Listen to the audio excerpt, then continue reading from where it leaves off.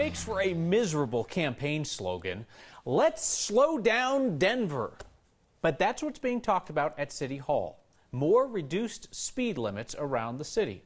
Our Anusha Roy is looking into a large-scale plan that would impact most neighborhood streets in Denver. It's complicated, but Anusha can explain it. Today we're going to go back to driver's ed and what you're supposed to do when you're rolling through a neighborhood with no speed limit sign. Nobody does. In Denver, the default limit is 25 miles an hour on streets and highways, Which is most of the residential streets in our city. While you're trying to remember if you've seen signs in your own neighborhood, Jill Locantori with Walk Denver, along with other bicycle and pedestrian advocates, have been asked for the city to drop that speed limit to 20. The chances of a person walking being killed if they're hit by a car nearly doubles if the speed of the car increases from 20 miles per hour to 25 miles per hour. Locantori pointed to Seattle and Portland that have already made similar changes, and an Insurance Institute for Highway Safety study that says word spread in Boston and drivers slowed down with their changes. Doing the same in Denver would require City Council to tweak an ordinance. The experience shows in other cities, even without increased enforcement or changes to the street design, just announcing that they've reduced the speed limit results in drivers going slower. Seems simple. That always made sense to me. But it probably isn't. This is not a silver bullet. Councilman Paul Cashman says the debate in City Council isn't about if something needs to be done, but about if this plan would actually work without making safety changes to the street too. Right now, the Denver Public Works is focusing on our high injury network, major corridors where most of the deaths and serious injuries exist. So far this year, there have been 55 traffic deaths in Denver, far from the city's goal called Vision Zero. The proposed changes also raise the question of authority, that even if the ordinance changes, would it clash with other state or federal regulations, all playing into what City Council will do with this idea. So, of course, this would be building up on the mayor's announcement from a few weeks ago that is cutting down the speed from 35 to 30 along 5 major corridors. When it comes to enforcement, right, a critical part of this, Denver police said there are talks about increasing the number of traffic officers, but they said they're still working out those details. Didn't really go into much more with us today about that. Because we were talking about enforcement before and looked up a National Highway Administration study that said that changing limits without enforcement doesn't change behaviors. Right. But folks also have to know that the rules of the road are changing. So how about the signage in the neighborhoods? Yeah, so basically what they're saying is that they want through the media, through social media, for people to pick up on the fact that the speed limit would change, and essentially they're trusting people would actually follow through with that, which is kind of the basis for a lot of these changes. All right. Anusha, thank you very much. Paint does not protect cyclists when drivers decide to cross the line, so somebody decided to stick up plungers in Boulder to build a protected bike lane on 30th Street, where the city says they know they need a protected lane, but they cannot afford to install one. So for a brief time today, even if it was just plungers, there was something standing between the people on bikes and the people in cars. This afternoon, the plungers were removed by city workers. STEM School Highlands Ranch is admitting for the first time that its security guard was supposed to be unarmed on the day of the school shooting in May. That day, investigators say, when the guard mistakenly shot at deputies and hit a kid before subduing a suspect. Here's the thing we weren't able to discuss yesterday. Having a gun on school property without legal authority, that's a felony in Colorado. We asked District Attorney George Brockler about that. Without reference to STEM, there are laws on the books about carrying firearms on school grounds. To the extent that any of that could be related to this particular ongoing case, remember that one of the things that I did in anticipation of an investigation of that exact question is to ask a special prosecutor in the form of Dan May from the El Paso County DA's office to take over that part of the case, and they still have it right now. And my guess is, and there's no timeline for it, they're going to render a decision saying yes or no, one way or the other, very soon. But now we know that it's being looked at. The security company who assigned that guard, Boss Security, is not talking at this point. STEM School Highlands Ranch and its crisis communications firm managed to keep this fact quiet until the Colorado Sun obtained internal emails showing that the school had specifically said they did not want an armed guard, they wanted an unarmed security officer. We've separately reviewed those emails that we got through our own open records request. Colorado law requires that any armed officers at schools comply with those schools' particular policies. Colorado Senator Michael Bennet did not make the cut for the next Democratic debate, and the man who has parlayed his passionate outbursts into a long-shot run for the president is, you guessed it, upset over the snub. Bennet is accusing the Democratic National Committee of being shady on how it's setting the criteria to qualify candidates for the debates. Bennet fired off a letter to the DNC complaining that they have not even released the criteria for future debates later in the campaign. He says that makes it too tough for campaigns to plan strategy. A taste of fall weather this week, and people are all ready to just jump right into Colorado's wintertime. We have kids sledding on grass. We have resorts looking to hire snow reporters. And now we have our first viewer question of the season about traction laws.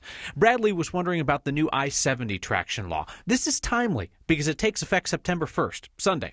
From Morrison up to Glenwood Canyon, all vehicles will now be required to have proper winter gear. So that means snow tires with at least 1/8-inch tread or four-wheel drive. During severe winter storms, all vehicles will be required to have chains on their tires, not just commercial vehicles anymore. The new traction law will be enforced September through May. And like so many traffic laws, CDOT and state troopers are hoping that they can first educate people rather than writing tickets all over the place. But starting Sunday, they have the option. Retirement's a second chance, an opportunity to do what work got in the way of the first time around. Our Mike Grady grabbed his camera today to catch up with a recent retiree who is taking his passion on the road.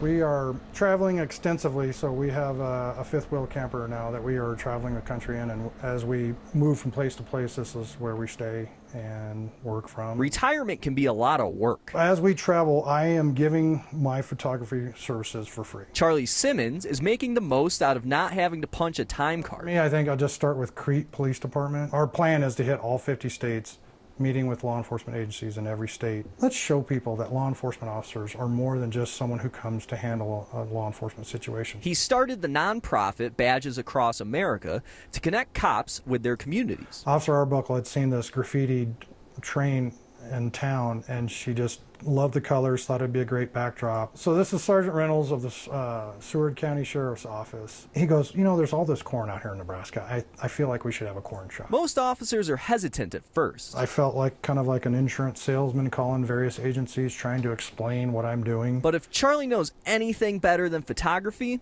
it's policing. I was in law enforcement for 27 years with the Jefferson County Sheriff's Office in Golden, Colorado. After a day or two of talking to me, they realize I've been in the field. I know what I'm talking about. I've experienced them. We talk about shared experiences on law enforcement. He noticed a need to photograph law enforcement while still on the job in Jeffco. I had 20 years of history on a job that I had not a single, hardly any images or memories from. Seeing that we didn't have any images of ourselves at the Sheriff's Office kind of compelled me to bring my camera along with me. Charlie doesn't report to work every day, but he's still happy to share his experience and his passion with those who wear the badge. Getting to spend the time with them and then take the photos and capture these images, I am living probably the best of both worlds. For Next, I'm Mike Grady. Charlie relies on word of mouth to find officers and departments who would like to share their stories. If you know of someone or an office that might be interested, just look for Badges Across America. They're all over social media.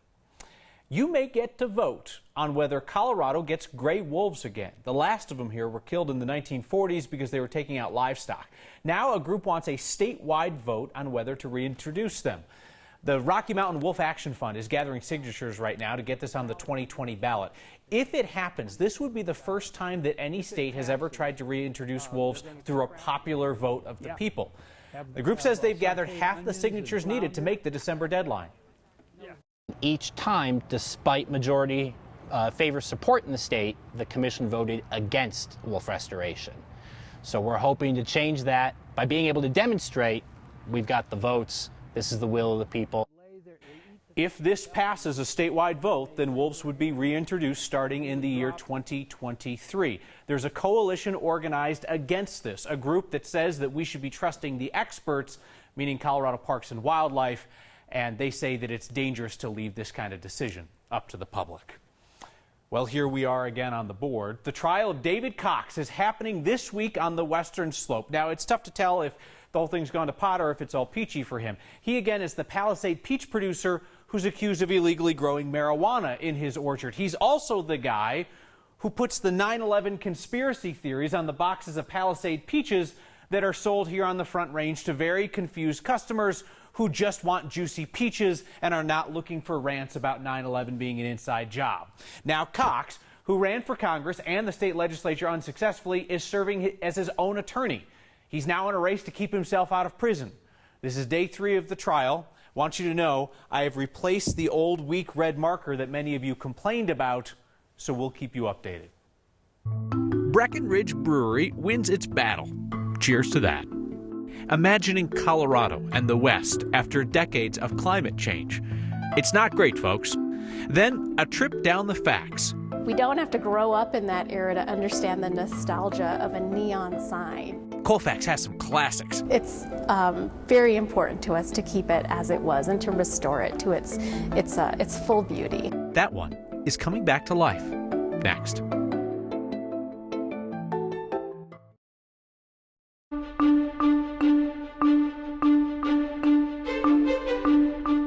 A day to enjoy. Warm summer weather, quiet, the threat of severe weather low across much of the state. Temperatures today warmer than average, and we'll see that again tomorrow. Back to the low 90s we go before we cool off again heading into the weekend. Tracking a couple storms out around Burlington, some stronger storms across the southwest trying to move into Colorado. That moisture will have a hard time getting here. We have a dry night tonight, a sunny day tomorrow, but a good chance of rain from storms as we move through Friday afternoon and Friday evening, and then that will lead us into a hot, dry holiday weekend. Mild with lows in the lower 60s under fair skies tonight. Tomorrow, sunshine, early afternoon clouds, dry with a high of 92. Elevated fire danger will be a prime discussion tomorrow. It'll be a little cooler Friday with maybe some rain from storms ahead of a long, dry spell for the next 5, maybe 7 days with temperatures between 90 and 95 degrees. And Kyle, a shout out to Crested Butte and this beautiful shot from Betty Cox. Kathy, thank you. Breckenridge Brewery is big beer these days. It's owned by the Budweiser people. But Breck has won a battle with its landlord to hold on to its small original home in Breckenridge. The brewpub's going to stay on South Main, where it opened in 1990. The brewery's owner filed a lawsuit accusing the real estate company landlord of breaching its contract that would have allowed them to stay there for 5 more years. They've come up with a new, shorter 2-year lease to stay, and so Breckenridge has filed a motion to dismiss the lawsuit. We're starting to sense some frustration from key supporters of former Governor John Hickenlooper. The Democrats will not bend the knee to his Senate candidacy. There are a dozen Democrats in that Senate primary, and not one of them dropped out when Hickenlooper joined the race. This week, Hick's former strategist Curtis Hubbard tweeted that it's time for pretenders to drop their vanity projects. Make way for Hickenlooper. Really now? I mean, Hickenlooper just dropped his vanity campaign for president. So telling his opponents to drop their vanity projects is rich. Even richer than the oil and gas interests who want Hick to defeat the progressive Democrats who would take stronger action on climate change. And that is at the core of the battle we are about to see play out in the Senate primary, where Hickenlooper remains a big favorite. He's facing a field that won't fold. We continue to ask former Governor Hickenlooper to appear here and to take questions, as half a dozen Democrats in that race have done. Now, his campaign does not ignore our request for interviews, as Senator Gardner's staff does, but we still have not confirmed a day and time for Hickenlooper to join us here. We will keep trying. My recommended read today is a cross between science fiction and journalism. The High Country News is imagining how climate change will change our region 50 years from today. The High Country News calls this speculative journalism, combining scientists' predictions with fictional writing that reads like news accounts from the year 2068. There's a story about the pursuit of climate criminals. You think that's crazy? Senator Bernie Sanders is talking right now about criminal charges against oil and gas executives. This High Country News series also imagines the last natural ski season. It's really interesting reading, and there's a link on the next Facebook page. There aren't too many teal signs around here, and there certainly aren't like a bunch of 61-foot neon signs. Aurora's always wanted to freshen this up. They just couldn't find the money. We want it to be something that the community can really be proud of and really enjoy. A glow up on Colfax. Next.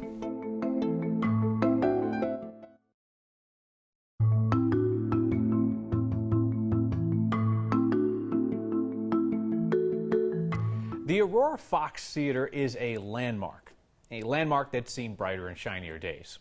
Aurora's working on that. the city's Historic Sites and Preservation Office specifically.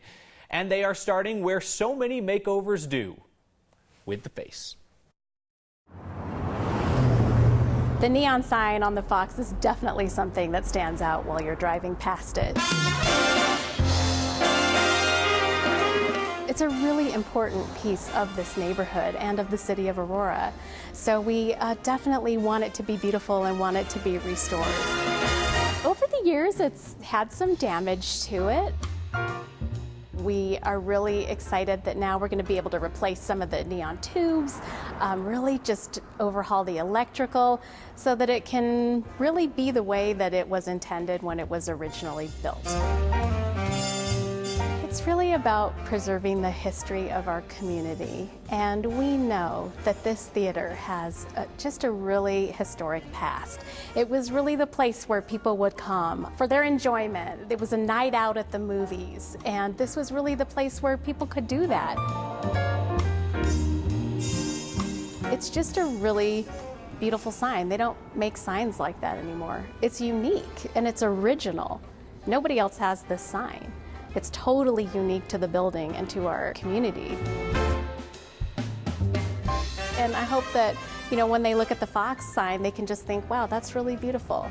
We're really glad that somebody cared enough to preserve the history of that sign, to preserve this icon for our neighborhood, for our community, for the city, because it's worth preserving. And I just hope they enjoy it as much as we do. I hope they love it as much as we love it. That restoration work is supposed to be done by the spring of 2021. It's being funded through a $73,000 grant from the state's historical fund. One of the oldest lessons out there. Can't beat them? Join them. Sign of that and your feedback next.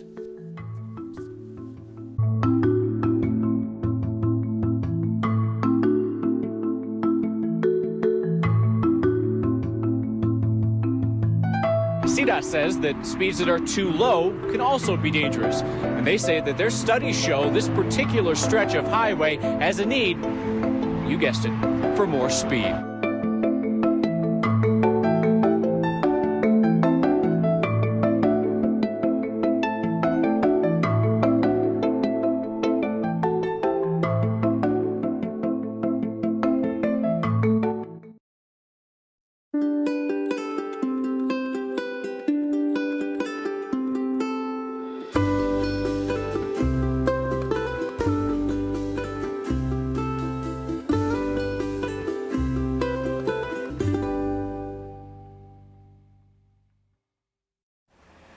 It's a sign that you do not have to pick a favorite grocery store in Colorado, so many people do. You can just go up to the King Soopers in Arvada and grab the Safeway shopping basket. Well, how did this happen now? Our viewer Brittany did a double take when she saw this. Send us the signs that make you laugh. Email pictures to next@9news.com or get our attention with the hashtag #PayNext.